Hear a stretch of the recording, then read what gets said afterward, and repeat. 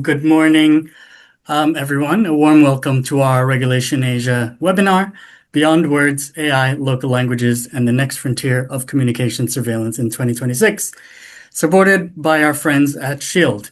My name is Manesh Samtani. I'm the editor for Regulation Asia, based in Hong Kong. So I do want to get to the discussion quickly. So not a lot of introduction from me. I think everybody here dialing in is familiar with Regulation Asia. We're here today to talk about communication surveillance. We'll talk about some of the regulatory expectations, some of the industry challenges, some of the ways technology is being used to address kind of these issues. And hopefully it's useful for everybody dialing in today. But we do have an excellent set of panelists who I'd like to introduce now. One of our panelists will be dialing in shortly. But yeah, let's go ahead. So first we have Deepanvita Upadhyay, Executive Director and Head of the Control Office for International Wealth Management at Nomura. So she brings a first-line perspective, focusing on how surveillance and monitoring connect to broader objectives like culture, conduct, risk management in the wealth management space. Good morning, Deep. Thank you for joining us. Thank you so much. And then we have Lawrence Choo, Head of Global Banking and Corporate Functions at Maybank. So Lawrence started his career as a commercial crime investigator in the Singapore Police Force, then moved into enforcement roles at the Competition Commission and SGX. And he's since built global surveillance functions at major banks. Welcome, Lawrence. Hi, Manesh, and hi, everyone. Thanks so much. And we have Alex de Lucena, Director of Surveillance and Governance Strategy at Shield.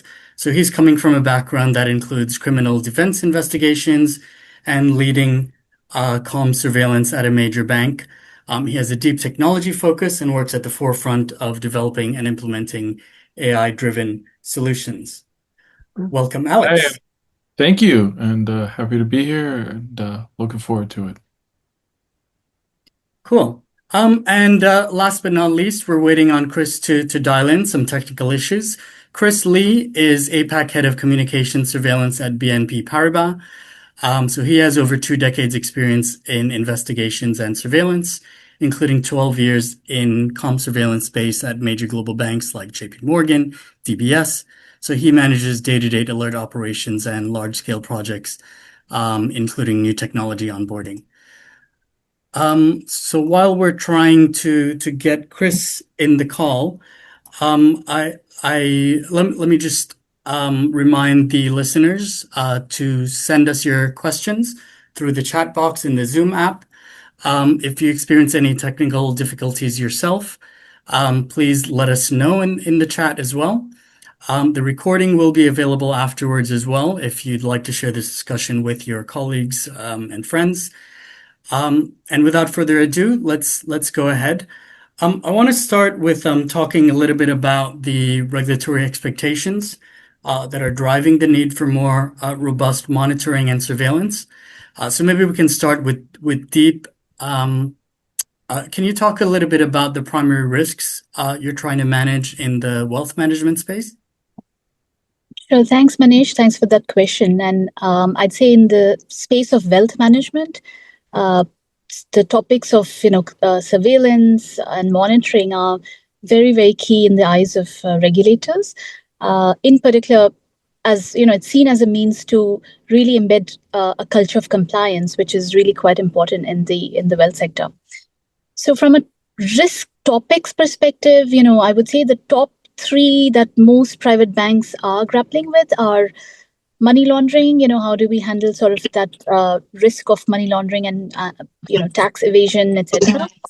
The risk of sort of mis-selling, I think that's very much at the heart of. Sorry, am I audible? Yes, you are. It's fine. I think just Chris was able to dial in. Welcome, Chris. Thank you, Manesh. Sorry about that. My apologies. No problem at all. Yeah, sorry. Go ahead. Sorry to interrupt you. Go ahead. Yeah, I would say this sort of second topic would be mis-selling. Sorry, can I request if there seems to be some echo? I think, Chris, maybe if you can go on mute. Okay, thank you. Okay. And I would say probably the third one to mention is, investment suitability, how treating customers fairly. So these are the top areas where, we are also exploring AI-based solutions to strengthen our monitoring and surveillance approach. From a first line of risk perspective, our approach is more traditionally in the private banking space has tended to be more manual, sample-based monitoring. With the advent of AI, I think the opportunity to make that monitoring a lot more robust is definitely the big draw for us to explore AI-based solutions. I think added to the complexity of surveillance is also how we are communicating with our clients in the current world, right? So new communication channels have emerged. Most of our clients do prefer to be engaged on chat channels. So how do we sort of then expand our monitoring into and surveillance into things like WhatsApp and WeChat, and how do we make sure that these channels are properly auditable, we have proper record keeping, are some of the sort of new challenges that we are also dealing with in the wealth sector. And I guess speaking of WhatsApp and WeChat, certainly that has been in focus the last few years. Maybe let's go to Lawrence. I know you've been involved in this space sort of like a 20-year journey. Can you talk a little bit about how the regulatory goalposts have moved, and maybe a bit about how you see APAC comparing to markets like the EU, UK, and US? Okay, perhaps I give a bit of like a historical journey that I've undertaken so far for the past 20 years. I think when I first talk about market surveillance at all, it's always originating from trade surveillance. The days I see and I started from the exchange enforcement, it's a lot of surveillance on trade alone. You hardly talk about getting evidence from the communication side of things. And you are analyzing the transaction patterns of the customers, the traders and all that to sort of like form an opinion whether potentially they are doing something against market conduct, so on and so forth, right? So thereafter, I moved on to another global bank, and likewise, I think when the move was in place, they are actually hiring for trade surveillance analysts rather. And for trade surveillance, again, I think the establishment is that they have a system and they want you to look at the transaction pattern and try to analyze. And at a point in time, I think people are, of course, using Bloomberg chats, what we call Refinitiv chats, and Yahoo chats, and so on and so forth. So at a point in time, there's actually hardly any surveillance software for e-communications rather. So a lot of times, even on emails, even on all these Yahoo chats, Bloomberg chats, they are actually using the vote or the keyword search device. And a lot of times, in order to do surveillance, so as to speak, or to extract evidence to look at that for the communication of the dealers versus the transaction patterns you're looking at, you are actually downloading based on the time, the date stamp, and the person involved. And perhaps you do put in a few keywords on a sample basis, and the keywords is not going to be very complex. Some sort of simple Boolean to which you will then flag out a lot of alerts to which you have no choice but to sample. And that was the history of how things are. But I can still recall the point where in time, maybe 2013, 2014, where it gets a bit of more demand coming from looking at keywords to do e-coms monitoring. And when we're talking about e-coms, it's really electronic communications.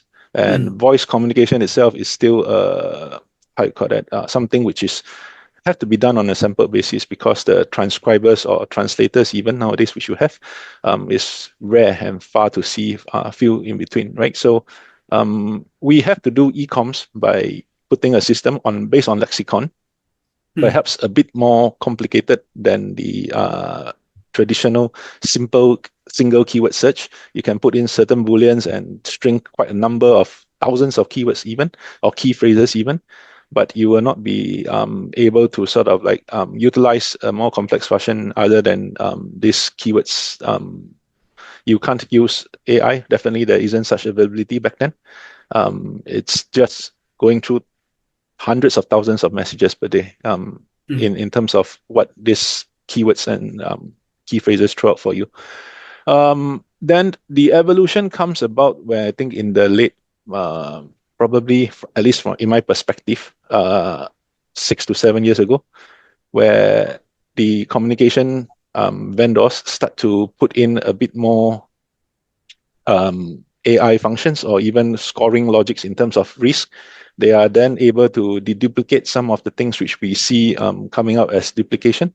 They are then able to put in some sort of structure in terms of how they read or encrypt the message, decrypt the message, such that they don't throw out so much how you call it, duplicated information. And that's where we really see the development of communication surveillance, and where communication surveillance comes in with the event of better things like transcription engine, which use certain AI logics for context or whatsoever. We start to also see the requirement coming for voice monitoring to be included in e-coms monitoring. Okay, I think when you are talking about EU, you're talking about the comparison of APAC, right? EU, of course, I think anyone who is involved in the European side of regulations would remember the market abuse regulation put in by European Union. I think it went live, if my memory serves me well, it's 2016.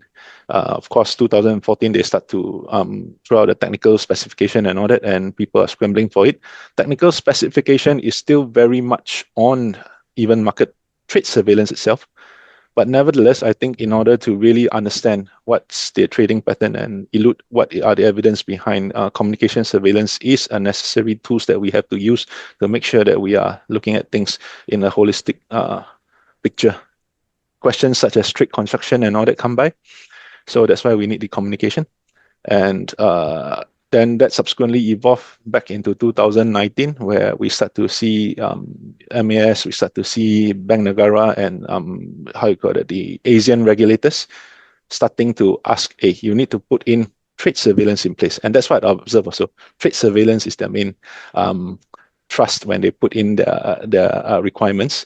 Then after that, it slowly evolved to understand with them that, hey, without surveillance itself, the trade itself doesn't tell you a really good picture. And it's very difficult to get a full smoking gun, especially when I talk about the FICC, the OTC world. So along with that, communication surveillance evolved, and they start to understand that you have transcription, you have translation, and they are expecting more of such things even for voice surveillance also.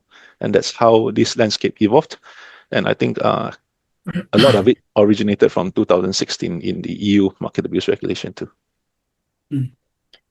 Thanks so much, Lawrence. A very, very detailed sort of explanation as to how we got to where we are today. Alex, just coming back to the, so the last few years we've been covering at Regulation Asia, and everybody's been covering it. The penalties in the US, I think it was about $3.5 billion or so in fines for unapproved channel usage. I wonder if you can maybe share what you see as sort of and again, just to remind everybody, Alex is dialing in from 12 hours difference in New York, I believe. So thank you for dialing in so late, your side. But yeah, I wonder if you can share maybe what you see as sort of the key lessons from all of those penalty actions for firms, particularly those in APAC.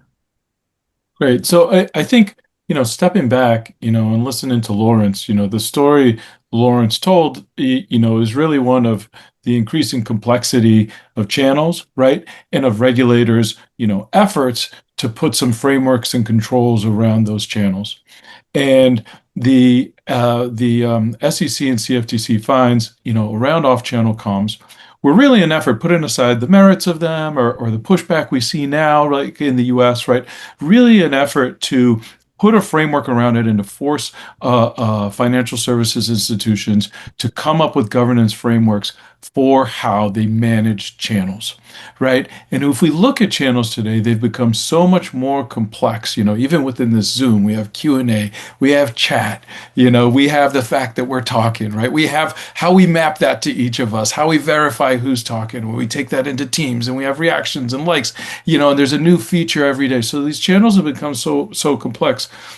I think one of the better outcomes, but it's been a lot of work for firms from the fines, is just any of the fine firms brought in these independent compliance consultants, and out of it, they all came up with frameworks for data governance, right? For really being able to measure, all the channels, and all the come up with frameworks for their channels, right? What channels are people using to conduct business on? And then how do I validate that all of those channels are making it into my platform, both for record keeping purposes and for the purposes of surveillance, right? Now, from the US, some people wonder now, well, administrations change. We see a lot less emphasis on sort of, and even some pushback on what are those fines. But my view is that these controls are here to stay. You don't undo them once they're here, right? For the people focusing on this administration, the statute of limitations for record keeping, is longer than a presidential term, right? So no financial institutions in the U.S., or the EU or any global bank who've put these in place. And the last thing, and this is an important thing, right? So you've put a framework around this complexity, right, with these data governance controls, right? And it's something banks need to do. It's something vendors need to do too. Not all vendors have done a good job of it, right? It's something where they need to be able to tell their customers, if I'm bringing in these channels for you, I can account for them. But the last thing is it's our bridge to AI. The first step for people who want to use AI, right, is being able to validate all the communications there, because that's a way you point, from a model risk management perspective, you can point to those controls and say, look, my model works or doesn't. I at least know my model is working or not working, but not because any channels are missing, right? If there are dips in surveillance or that kind of thing, you can point to the root cause. And so for any firms looking to, start on their AI journey, or ones who are already far along, right, they've typically developed strong data governance capabilities first, or look to vendors to help them build those capabilities as a way to then say, okay, we have our house in order, right? We've sort of stepped our game up. We have the policies and frameworks to make sure that people are using the channels they use, right? And surveillance tools in place to look for when people are taking messages off, off channel. And now we can kind of move into testing out AI. So that's sort of what I see, and I think that's a lesson for any compliance organization, in APAC or globally, right? Thanks, Alex. And yeah, kind of you hint at some of the expectations from regulators globally as well. I think maybe we again, let's bring Chris into the conversation. Chris, again, thanks for joining us. I think a lot of what Alex and Lawrence have said kind of speaks to some of your experience with regulatory inquiries. I think you've handled a few of them over the years. How does this focus on data integrity and data governance kind of play out when sort of regulators, supervisors come into a firm and kind of want to make sure that you're handling things with the right controls? Yeah, no, thanks, Manesh. So I like to maybe echo some of the, I think, interesting topics that Lawrence has actually brought us along in the evolution, and as well as what Alex has supplemented. I think there are two components, in my view, because I was involved in some of the regulatory inspections in the region, mainly in MAS in Singapore, and also SFC and HKMA in Hong Kong, as well as a couple of international, I wouldn't say international, but regulators based out of the US. So I had the opportunity to be part of that sort of regulatory audit processes. And basically there are two sort of components to simplify a little bit. So one is your data completeness. Right, so I think previous speakers have touched on that a little bit, is to ensure that all the channels, the data going through those channels that has been authorized for users to use, they are properly captured, right? Not just the contents, but also including all the metadata, right? Because the metadata is actually really important in the surveillance tool, right? Able to identify, as Alex has mentioned, the identity of the individuals, who said what, when, and stuff like that. So, timestamp, date stamp, those are really important in the day-to-day surveillance framework. Now, so with the data completeness, that's one sort of component. The other component would be the surveillance tool, the framework that is working, right? All your whatever sort of alert flagging mechanism that you might have, whether it's AI or whether it's like a lexicon base, as Lawrence has mentioned previously, they are working according to what you expect, right? But I think overall, I think it maybe is an industry sort of issue. That the false positive based on the current sort of technology that many sort of firms are using generates really high level numbers of false alerts. And there are certain things that you can actually do, right, to try to manage or suppress them in a way that is risk acceptable, right, to the governance. There are certain maybe I would say alert sort of minimization or alert optimization, depending which way you want to look at it, that you can sort of deploy in the system.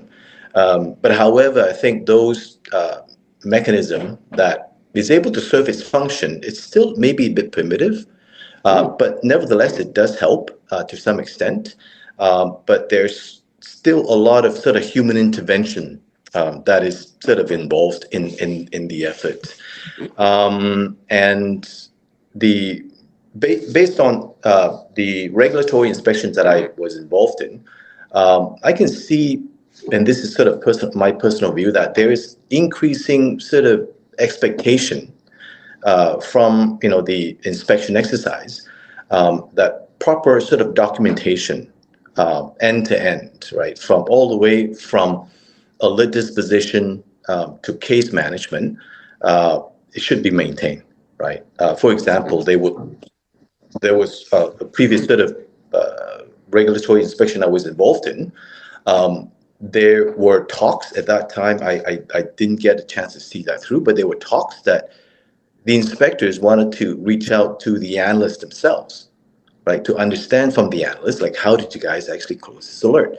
And basically that kind of, I think, sent some messages to some of the members, like in the organization, that they're going to bypass all these senior managers and team leads and stuff like that. They just want to talk to the analyst, right, to get a really good understanding on how you guys handle the alert, because that will be able to demonstrate how strong your surveillance framework is.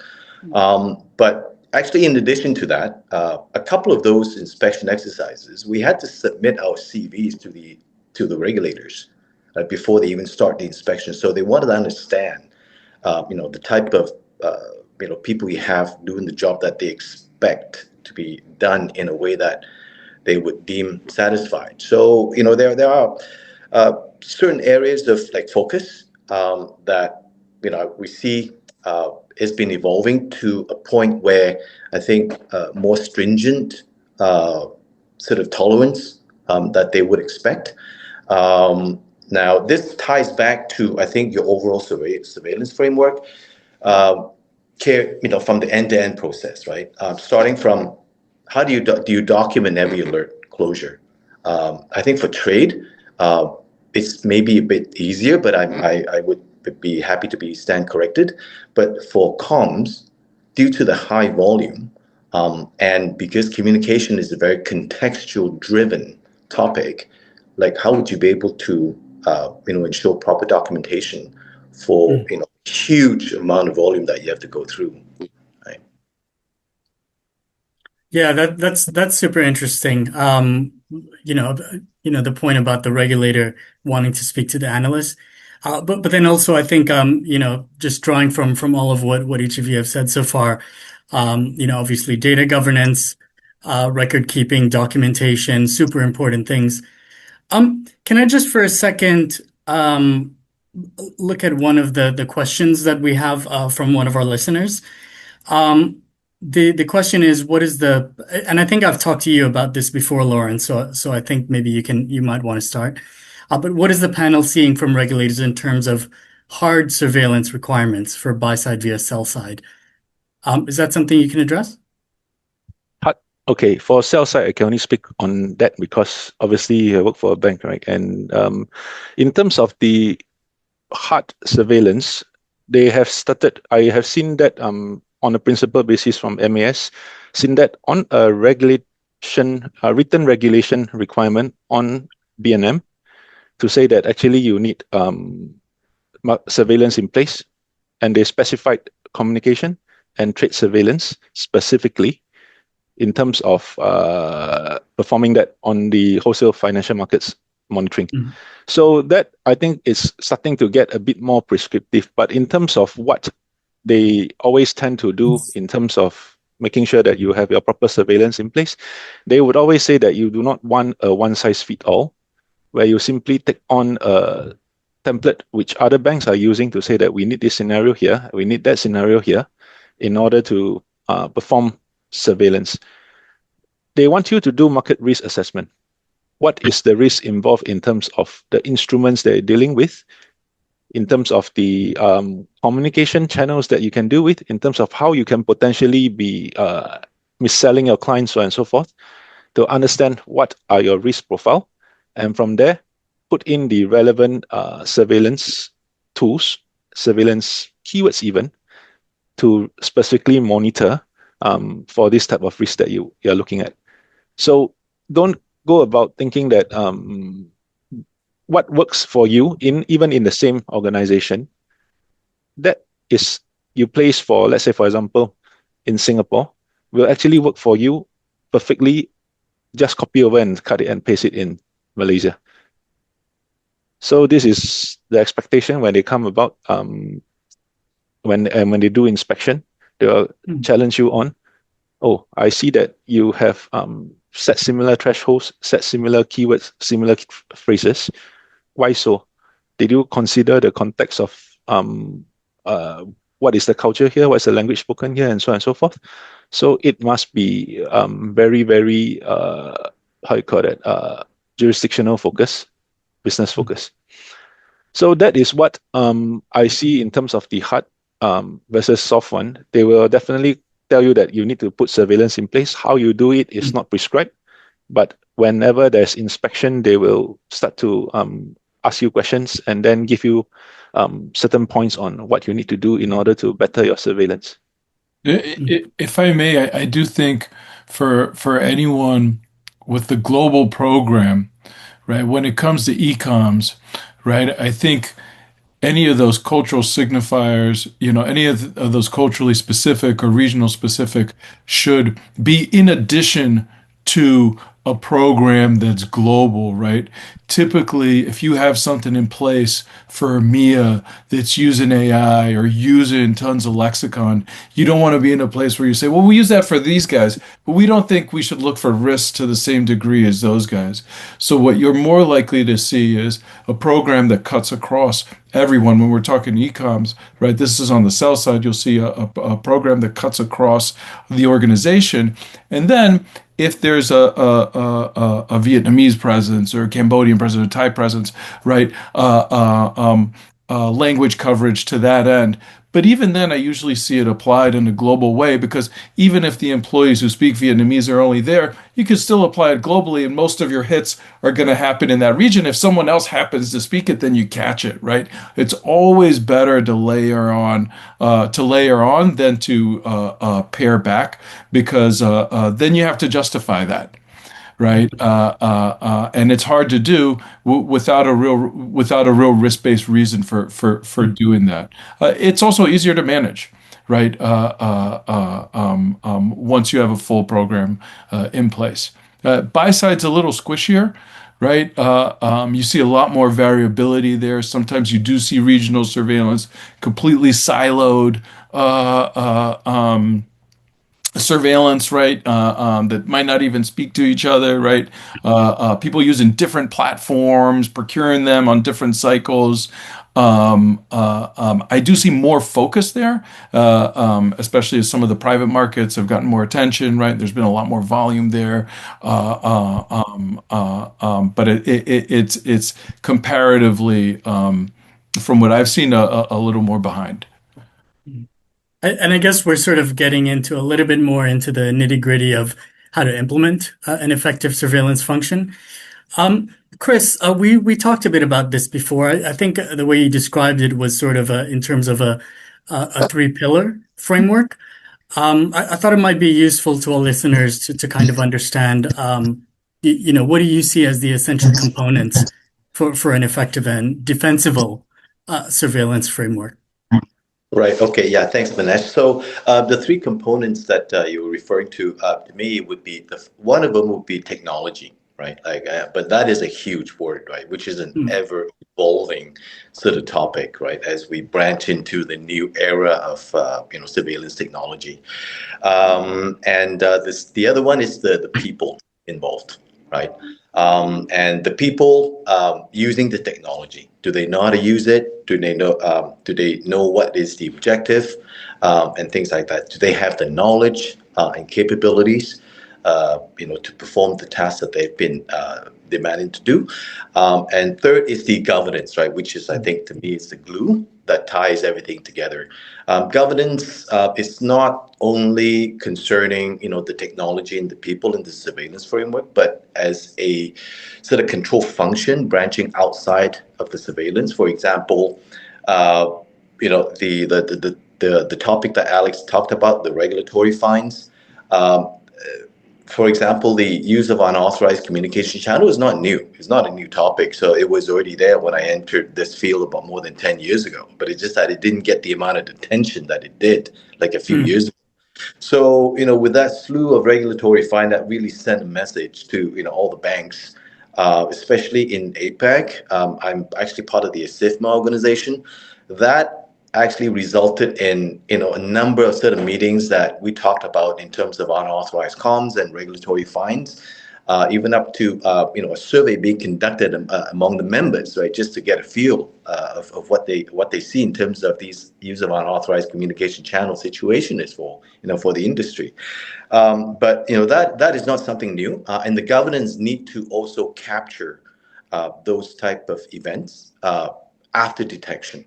Right. So these are the three sort of key components I see that you need to have in order to have an effective surveillance framework. I'm interested to understand a bit more about some of the day-to-day difficulties that make the surveillance function so challenging. And I want to hear from each of you, if that's okay. Maybe we can start with Lawrence, and then Deep, maybe you can talk about it from the wealth space.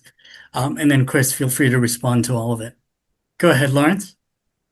All right. I think currently, if I'm talking about the current situation, surveillance is going to be a bit easier because of the help from various technology to make false positive less prevalent. The number of alerts that we see, as I mentioned in my story earlier, right, in terms of false positive is greatly reduced now from the hundreds of thousands to perhaps a manageable few thousand. I'm talking about a different organization, of course, but in terms of the manageability of the number of alerts is definitely much easier. But I think one permanent challenge that we currently face is the lack of talent, if I can use that three pillars that our Chris talked about, right? People. Sometimes to find the right people to do surveillance is very, very difficult. Not sometimes, in fact, most of the time, because first of all, traders speak in their own lingo. Take it for myself that when I first came in and I start hearing them shouting 50-60, I wonder what the hell is 50-60. So I don't understand that at all. And it's like, why they keep quoting 50-60 and what instrument is that? And that always messes up my mind. And some of the things that they use in their own language is always a challenge. And when that comes into play, a lot of the compliance officers, they are able to interpret rules and regulations, but they are not from the trading ground. They are not dealers. So you just put them into a surveillance perspective, they will not be able to properly decipher how a trade is done and all that. And then end up, if you keep asking them to look at communication messages, day-to-day, clearing false positive, there will be fatigue generated. People start to leave. People offering more and they start to leave on. They say that I have X number of experience now. I'm ready to take on 20-30% more pay, and off they go.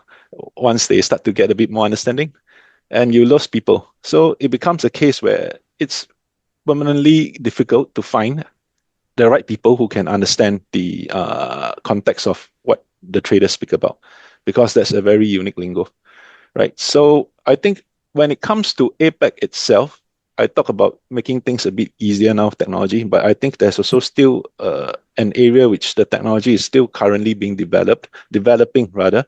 Of course, when I speak in my usual Singlish speaking to my friend, I can string along 3 or 4 dialects into one sentence. And so far, I have not come across how you call that, comprehensive transcription product, which is able to switch language that quickly to make a sentence that accurate to really reflect what I'm saying. So these are things which will be sort of like lacking behind, and that makes it challenging to really look at voice surveillance that is so how you call it, ever evolving. So this is the current challenges that we face in terms of communication surveillance. I echo a lot of what Lawrence has said, right? Just to, again, maybe backtrack a little bit. To me, I don't see surveillance as a standalone function. I think we can all agree with that, right? Because we do partner with other sort of control functions like advisory, like product compliance, even control room, or other management teams and stuff like that. So the sole sort of purpose and mission of the surveillance team, as Lawrence has pointed out, we need to pick up potential issues. But in order for you to know what potential issues are, you need to know the policies, right? So what I call like KYP, right? And this is part of our training, is know all your policies. And, in many firms, there are probably hundreds of the policies. It's all down to the scope that your team has been commissioned to cover, right? So we do partner a lot with advisory, who are actually really close to the business. Business not just like global markets, but also like corporate banking, when it involves different sort of product or businesses like ECM type of businesses, and things like that. That is within the global banking world. So that will help to sort of fill in, I think, the knowledge gap in what Lawrence has mentioned about on the business side, right? So I think again, it's a symbiotic relationship. Surveillance has all the data. Advisory doesn't have the data. Surveillance might not have all the business knowledge, but advisory has more of the business knowledge. So this is where I think the synergy will come in. Deep, is what Lawrence and Chris talking about, does that sort of resonate with you? How do you see it different in the wealth space? No, actually, I was just going to say that it resonates, quite a bit, right? And I'll come to the language point that Lawrence mentioned shortly, but just sort of more broadly in the wealth space, if I had to sort of summarize, what is the sort of key challenges we face, right, in terms of our first line sort of monitoring approach is, number one is just the complexity of the landscape we operate in, right? And again, picking on the point Chris made, the policies are very much built upon regulatory expectations, right? They are getting more and more complex, especially when we deal with topics like mis-selling. And for teams like mine, who then are monitoring, sort of the full population of thousands and thousands of trades, how do you then pick the right, say, 100 samples, right, you want to focus on? So the risk-based application is quite crucial. So just to give an example, right, I mean, if you're trying to tackle mis-selling risk, you want to look at trades which carry a higher level of risk, right? So there was some degree of solicitation, and a solicitation of a product that's beyond sort of the noted risk profile of the client in our bank's records. You want to sort of hone into those examples of trades and transactions, right, in terms of our monitoring. So really sort of the complexity that we deal with and ensuring that we continue to be risk-based, right? So we are tackling the right, and it'll be never 100% foolproof, right? But we get a higher degree of assurance when you are more risk-based in your monitoring. I think the second point I'll mention is just the cost efficiency, right? Traditionally, I would say, wealth sector has been very manually intensive in nature when it comes to monitoring. Lots of sort of, huge, large teams that would be monitoring trades, transactions, conversations, etc.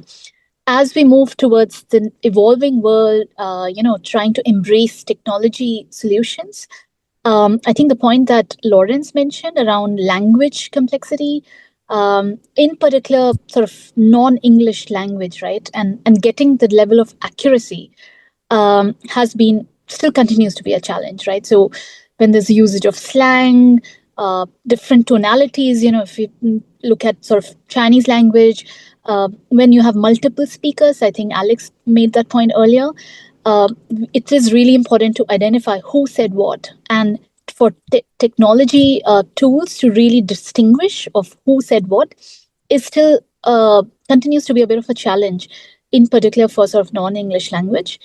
And so, as we look into sort of investing in more technology-based solutions, I think it's really sort of that focus on longer-term benefit is quite important to be able to look ahead, right? The benefit may not come in sort of right away, but it's that sustainable benefit that we will get in a longer-term basis. That needs to be the focus as we prepare, for a more technology-based way of monitoring, right? Moving away from the manually intensive ways of monitoring, especially in the wealth sector. Yeah. Hi, Deep. I'd like to sort of echo what you've just said and also what Lauren said about languages. As you know, like I cover the day-to-day stuff. And up until maybe towards the end of last year, because we also cover Asian languages like Thai, Vietnamese, and Bahasa Indonesia and Bahasa Malaysia and all that, there is very sort of few native speakers in the surveillance team, right? But we do need to cover those languages. And in the past, up until end of last year, as I mentioned, we rely heavily on human assistance, right? By reaching out to the native speaker, but the appropriate native speakers, not the business native speakers, because we need to understand the alert.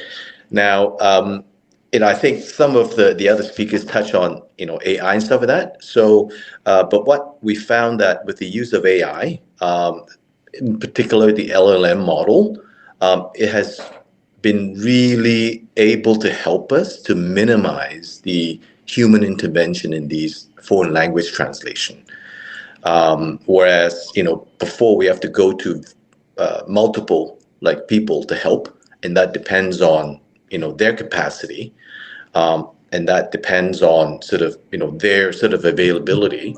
But whereas right now we have the AI as a 24/7 partner that we can actually lean on, and surprisingly, actually the translation is pretty accurate. We've done some sort of comparison, not a very sort of huge with a huge data set, but it's more than 90% accurate. If it's even like in some of the trader lingos, as Lawrence has mentioned previously. So, it's able to sort of make that knowledge available to the people on the ground without having to sort of interfere or tap in to other, teams' resources, so to speak. So, I think that is probably the direction of travel. And it's taking a lot of liking, especially in BNP at the moment. So I think more to come on that one. Yeah. Thanks, Chris, Lawrence, Deep. Alex, I'm very interested to kind of, we've talked about, a lot of the challenges and difficulties involved in this function, and we've touched on technology a bit. But I'm interested to hear from you a little bit more about how new technology approaches AI, NLP, and all of that. How are we using that to tackle the issues from your view? So I was about to jump in, and then Chris, I think, just did a great kind of that was a great segue. I'll find out. I'll see if we're hiring at Shield. It's just because it's always good to have another AI evangelist and speak to kind of the capabilities we're able to see now, right? So their use cases we've talked sort of touched on throughout this conversation that, in my view, both speak to existing capabilities and then more emerging capabilities we see people bringing in for AI. Right. So transcription is an easy one, right? So transcription, not that long ago, you would have typically only English language transcription, right? And that was as good as the tools could do. And if you wanted a second language, usually Chinese or Spanish, whatever was next down the list, a firm would have to like replay those communications or target those specific speakers, right, for that transcription. Now the LLMs are multilingual out of the box. This is how they were built, right? We're still learning to what degree they are out of the box, right? So they're mostly trained on English, but they're trained on massive corpuses of communications, right? So Whisper, which is OpenAI's transcription tool, was trained on 600,000 hours of communication. So a huge corpus, right, through which it can understand upwards of 99 communications. Now, is every transcript good? No. But is there a transcript where before there, you couldn't have imagined having one, or would it take hours of training for some sort of tangential language that might be important to business, but people rarely use? Now there is. Right? Now, how do we take this a step further is a question of design and use cases, how your vendor drives that, how you design those. So to what Lawrence was saying, right? He switches between 4 languages in a sentence, it sounds, right? Or a sentence or over the course of a conversation, right?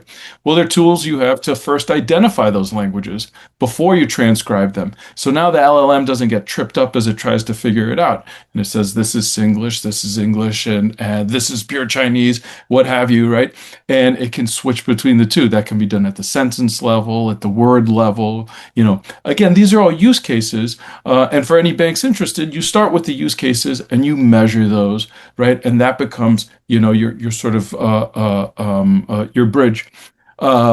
Chris mentioned, and this the real emergent one I see, right, is around workflow automation or automated review, right? This is starting to come up a lot as people sort of exhaust of false positives, right? They know that LLMs can bring better context and that kind of thing, but what about some of the things auditors and regulators always focus on?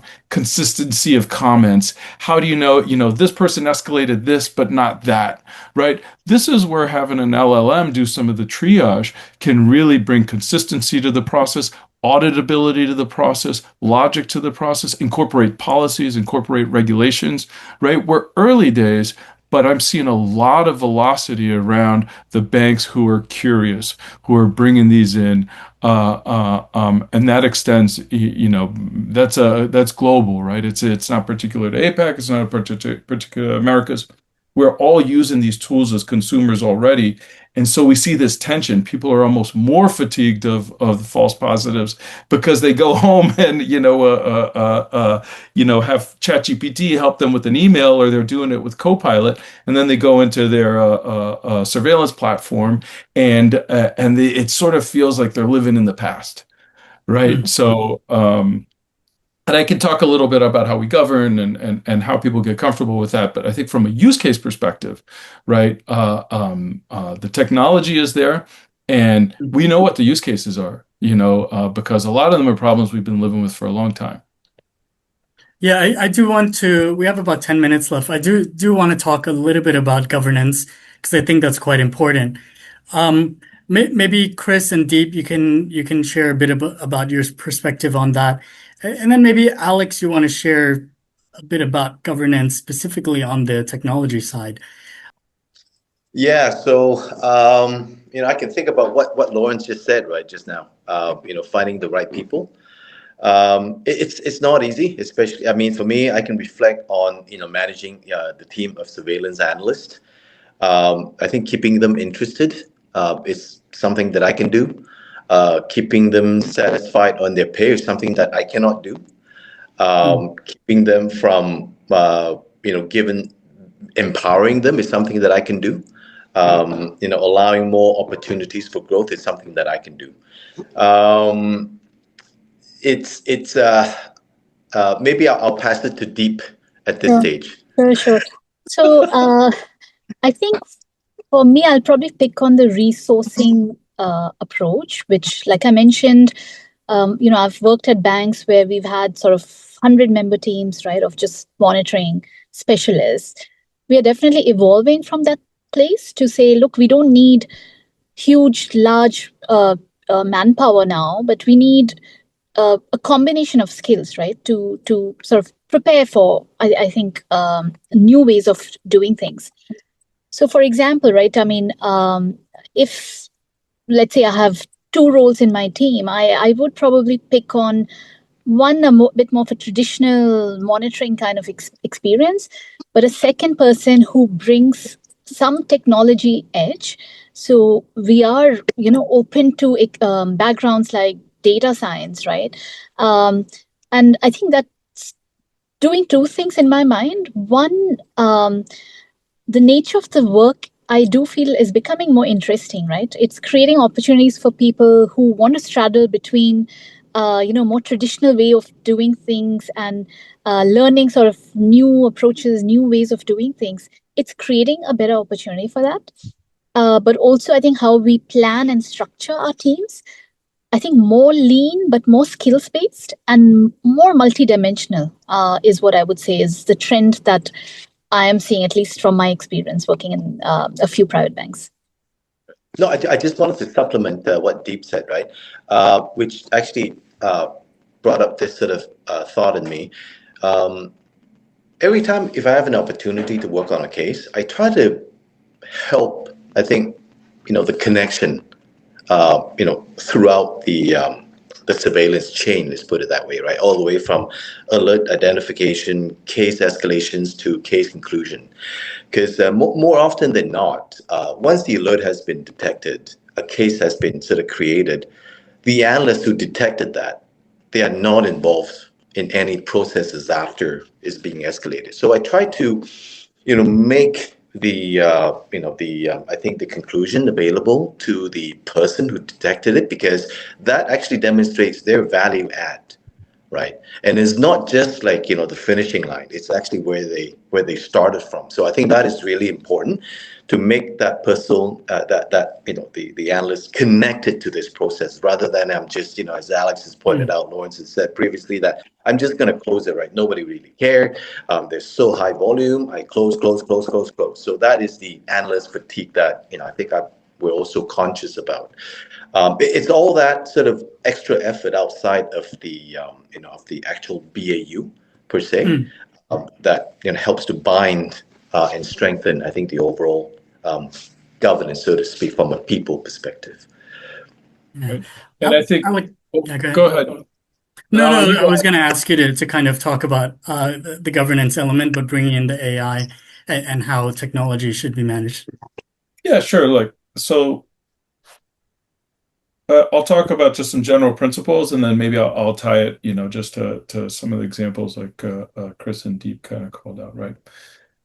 Stepping back, right? All AI, anything you bring in, right? It has to be measurable. It has to be audible. The use case has to be understood. It starts at the beginning. What use cases, what software processes, so what software best practices, what data did a vendor or your own data science team use to build a solution? It goes to deployment or POCs where you see it in live data. What controls do you have over it? What reports do you have across it? How do you measure that it's working? And then it goes into production, right, where you measure it on an ongoing basis. You have different trial periods, you tweak it, and you're always iterating on that information. It has to be measurable, and you have to understand the use case, right? So if we speak to Chris, right, we have that reviewer, right, he's fatigued. What can we do for that reviewer with AI? Maybe we add some summarization or something that explains the risk to them or points them to the policy. So it sounds like a good idea, but let's put that summarization in and let's see if that actually helps them with the review, or does it add to their review? Is it well designed or is it badly designed, right? If it's going to close out messages, is it closing out messages in the right way? Is it closing out the messages you want closed? For ambiguous messages, is it acknowledging it's ambiguous and giving those over to a human reviewer? And for your noise, is it doing a better job than your data reviewer to clear those out? Do you have the data? Can you reflect on it? Can you iterate on it? It's always going to go back to that. The biggest shift for mindset, right, has been going from a paradigm where people understood inputs and logic, and that gave them their outputs. Mm. But with LLMs, we measure them based on their outputs, right? And that gives us our logics, right? Our input is the use case we're trying to solve for. Our output is what it ultimately does. The logic sits in between.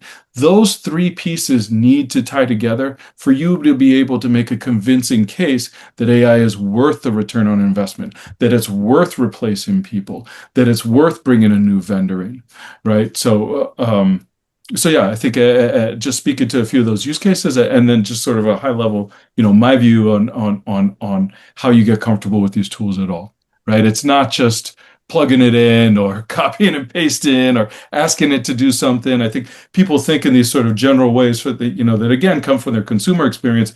I asked it to plan my Italian vacation and I was okay with the answers, right? It doesn't work that way. I think for a regulator, for an auditor, or even just to be comfortable with these results or selling them internally, you have to have a data-driven use case that makes sense and that holds water over time. Thanks, Alex.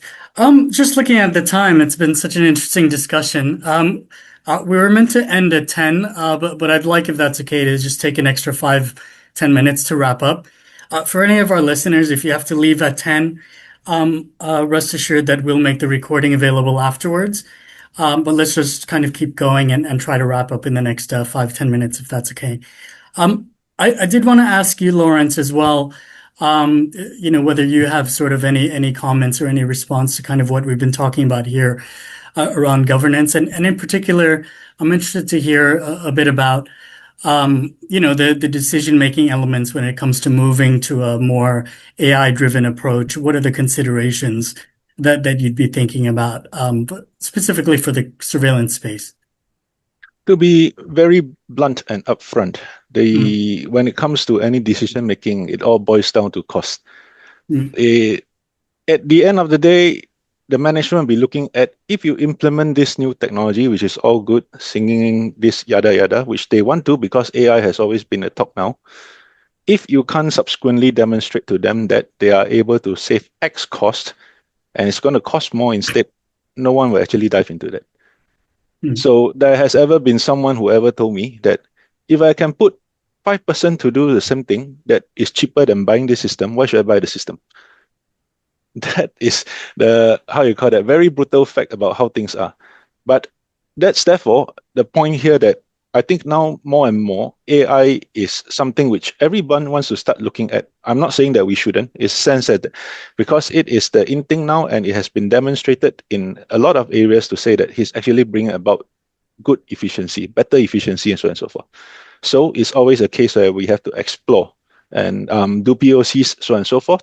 And once that is able to demonstrate the so-called cost savings, then where it comes about, the change will definitely be something which is going to be supported by whoever is providing the cost to, right?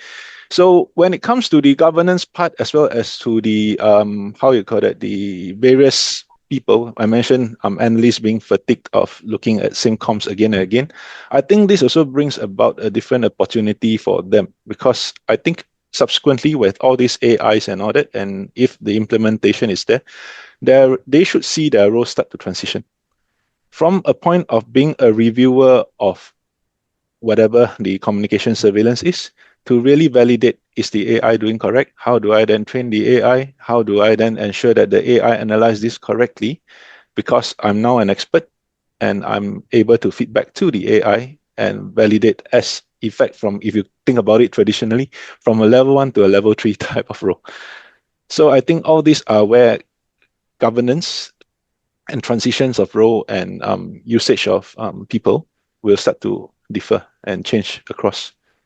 If I could make one very quick comment, I think cost is a really important factor that goes into design of AI solutions. It's actually quite costly to run these solutions, right, in production across all comms or the whole bank, right? And so when looking to solutions, it's really important to understand how people are actually using Gen AI or classifiers they've built or NLP techniques, and to partner with data scientists and tech teams within your organization to understand that, whoever's giving you that solution, whether you're building it internally or getting it to a vendor, that it's being done in the right way. And that means satisfying some of the use cases I spoke to, but also, controlling for cost. Hmm. It's a really important call out. There's an interesting question kind of related to what we're talking about here. How much reliance do banks have on vendors to provide the language skill set in the product?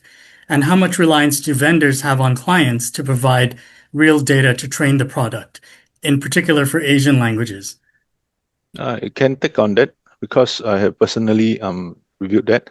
I think when we are starting to build a new system, of course, we hope that the vendor is able to provide as comprehensive a suite as possible, because it will actually save us a lot of time trying to make certain development. But I think the reality is that at the end of the day, banks differ, banks to banks, countries to countries. And then it's always good that you invest some time yourself as a bank to make sure that they are able to sort of like train their models to what is specific to your bank.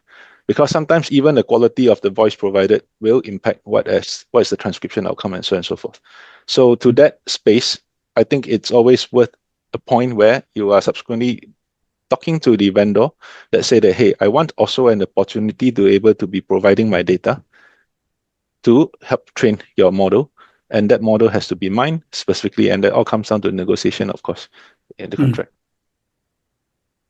I think one thing I've seen is there was a global regulator that issued a bunch of findings, right? And I call it the new off-channel comms, right? It was with regards to language. You cover these languages, but how do you know what else people are speaking? And what coverage do you have those, for those specific languages? And they're expected to remediate this finding to say we have controls similar to off-channel comms where we're looking for, the languages that we don't have coverage for, we're looking for them being spoken. And so there's been all of a sudden a lot of pressure on vendors to be able to provide identification, the ability to random sample outside of what they already monitor, extra tools. And a lot of these financial institutions are saying the findings on me. If you can't do it, I'm going to do it because these tools exist. Right. So there's a lot of pressure, right, just to move some of this stuff along. So for vendors, I think they need to provide these capabilities if regulators are asking for them. And I think if they don't, people have to go out and find what's best for them. Right. And as far as the training goes, ultimately, the firms own the risk coverage. So vendors provide the tools, but they have to validate that and prove that to those customers that the tools work and provide them the coverage they need. And if they don't, then then the onus is on them to step it up. Thanks so much, Alex. I got an email question, basically asking about regulatory expectations, and sort of internal processes for banks handling emoji, in comm surveillance. Chris, I think we talked a bit about this before. Maybe you want to address it? Yeah, okay. So I can share some of my personal experience on this particular topic. Now, I think as previous speakers mentioned about all these new channels and some of that, at that time we were onboarding some new channels. And one of the features of that channel, actually not just a particular channel, I think Bloomberg channels are having, but it just wasn't a topic of focus at the time. But these new channels have many sort of features allowing people to use different forms of emojis, right? And in the testing that we've done, we kind of noticed that emoji is sort of like a symbol. It's not really a word. It doesn't mean one thing or another. It just kind of infer something. So at that time, I think it was the decision of the team to say that it's a bit confusing. So from a professional sort of conduct standpoint, maybe we should not ask people to use it, right? And personally, at that time, there was a lot of headwind that I had to face with the business, because I think the the matters sort of behind that, or the importance behind that. I don't think it was recognized at the time. So, and what happened was there was a court case. I don't know if you have that information, Manesh, on your side, but there was a court case in Canada where I think it was a case involving a seller and a buyer, where I think the emoji was ruled as legally binding sort of communication, where the understanding or the I think the understanding of what that emoji might mean. I mean, it has caused some confusion among those two buyers and sellers, but at the end of the day, it was ruled that it was a legally binding sort of communication. So that was sort of, I think the SEC, I don't know, Alex, if you've come across this, but I think the SEC in the US has also mentioned something about this. So the emojis was sort of like a potential concern in the communication world.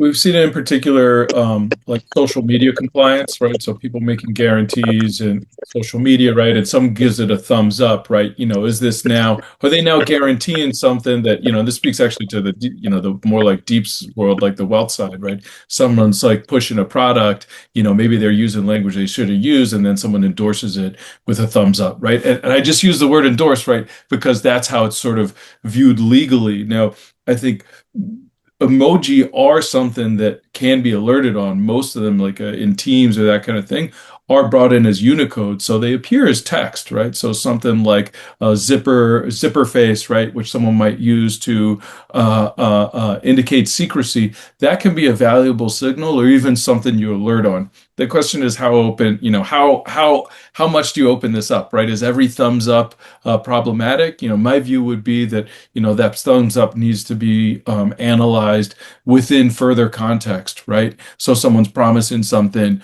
that they shouldn't, or promising it in a way that they shouldn't, right? And that thumbs up is supportive of it, as opposed to what we alert on in and of itself.